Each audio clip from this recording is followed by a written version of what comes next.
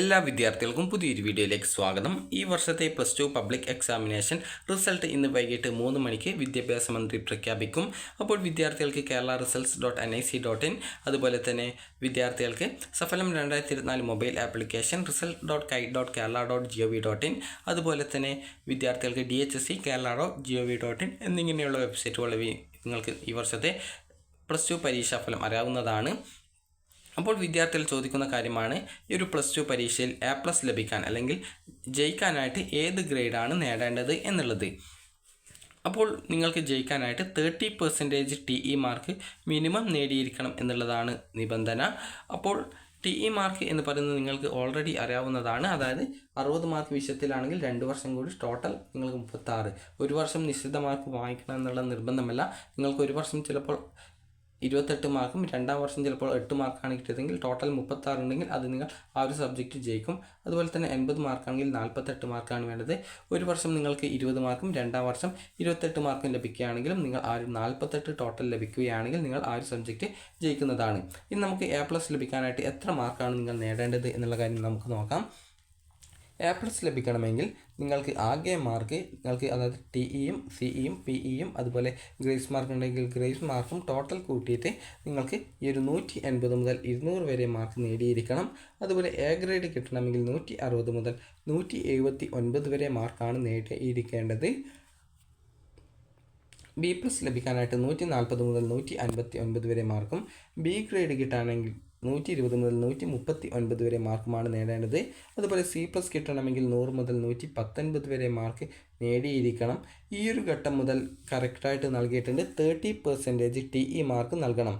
അതായത് നൽകണമെന്നല്ല, വാങ്ങിക്കണം എന്നുള്ളത്. കാരണം വിദ്യാർത്ഥികൾക്ക് ഇപ്പോൾ 30% എന്ന് പറഞ്ഞാൽ നേരത്തെ പറഞ്ഞതുപോലെ 36, 48 മാർക്കുമാണ്. അപ്പോൾ ഈ ഒരു മാർക്ക് നിങ്ങൾ നേടണം എന്ന് പറയാനുള്ള കാരണം ഈ ഒരു C+ കിട്ടിക്കഴിഞ്ഞാൽ അതായത് നിങ്ങൾക്ക് TE മാർക്ക് 36, 48 ഇല്ലെങ്കിൽ കൂടി നിങ്ങൾക്ക് പ്രാക്ടിക്കലിൻ്റെയും അതുപോലെ തന്നെ നിങ്ങളുടെ CE മാർക്കിൻ്റെയും മാർക്ക് കൂട്ടുന്ന സമയത്ത് നിങ്ങൾക്ക് ഈ ഒരു കുറഞ്ഞ TE മാർക്ക് ലഭിക്കുകയാണ് എങ്കിലും നിങ്ങൾക്ക് C+ ഗ്രേഡിലേക്ക് എത്താറുണ്ട്. അപ്പോൾ അങ്ങനെ വരുന്ന സമയത്ത് നിങ്ങൾക്ക് ചിലപ്പോൾ C+ കിട്ടിക്കഴിഞ്ഞാൽ റിസൾട്ട് നോക്കുന്ന സമയത്ത് not eligible for higher studies എന്ന് പറഞ്ഞുകൊണ്ടാണ് കാണാൻ സാധിക്കുക. അങ്ങനെ ആ ഒരു സമയത്ത് വിദ്യാർത്ഥികൾ വിചാരിക്കും C+ ഉണ്ടായിട്ടും എന്തുകൊണ്ടാണ് ആ ഒരു സബ്ജക്റ്റ് ഫെയിൽഡ് ആയിട്ടുള്ളത് എന്നുള്ളത്. അപ്പോൾ TE മാർക്ക് ലഭിക്കാതെ വരുന്നത് കൊണ്ട് ഫുള്ളായിട്ട് അതായത് ഈ ഒരു മിനിമം മാർക്ക് TE മാർക്ക് 30% കിട്ടാത്തത് കൊണ്ടാണ് ആ ഒരു സബ്ജക്റ്റ് ഫെയിൽഡ് ആകുന്നത്. അപ്പോൾ അതുകൊണ്ട് തന്നെ നിങ്ങൾ ആ ഒരു രീതിയിൽ TE മാർക്ക് മിനിമം കിട്ടിയെങ്കിൽ മാത്രമാണ് ഈ ഒരു C+ കിട്ടിയാലും പാസ്സാവുകയുള്ളൂ.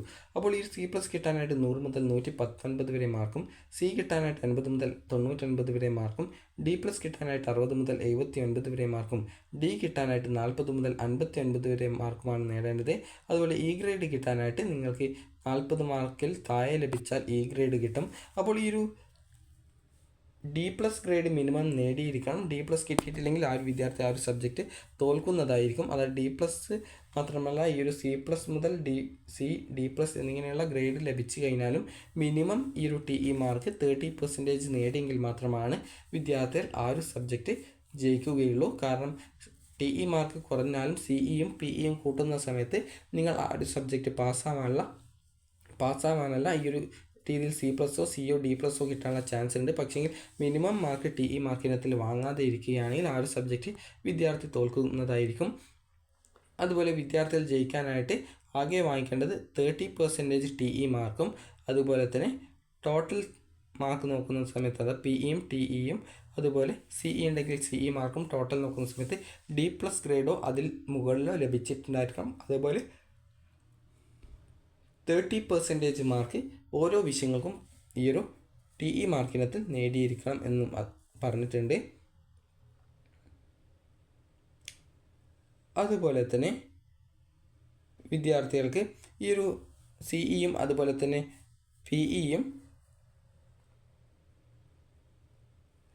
48 മാർക്ക് അല്ലെങ്കിൽ 36 മാർക്ക് നിങ്ങൾ നേടിയിരിക്കണം എന്നാണ് പറഞ്ഞിട്ടുള്ളത്.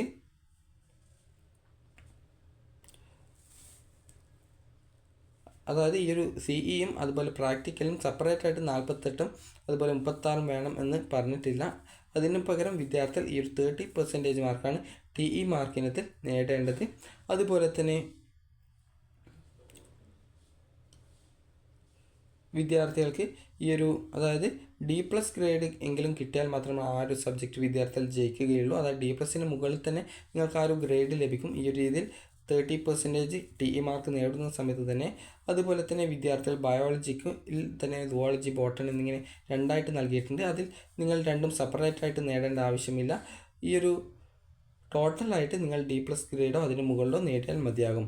അതുപോലെ തന്നെ വിദ്യാർത്ഥികൾ ഈ ഒരു കമ്പൈൻഡ് ആയിട്ടുള്ള ആ ഒരു റിസൾട്ടിൽ ഫസ്റ്റ് ഇയറിലെയും സെക്കൻഡ് ഇയറിലെയും മാർക്ക് നോക്കിയിട്ടാണ് ഈ ഒരു എലിജിബിൾ ആണോ അല്ലെങ്കിൽ നോട്ട് എലിജിബിൾ ആണോ എന്നുള്ള കാര്യം തീരുമാനിക്കുന്നത്. നേരത്തെ പറഞ്ഞതുപോലെ തന്നെ TE മാർക്കിനത്തിൽ നിങ്ങൾ 30% മാർക്ക് നേടിയാൽ മാത്രമാണ് നിങ്ങൾ ആ ഒരു പരീക്ഷ ജയിക്കുകയുള്ളൂ.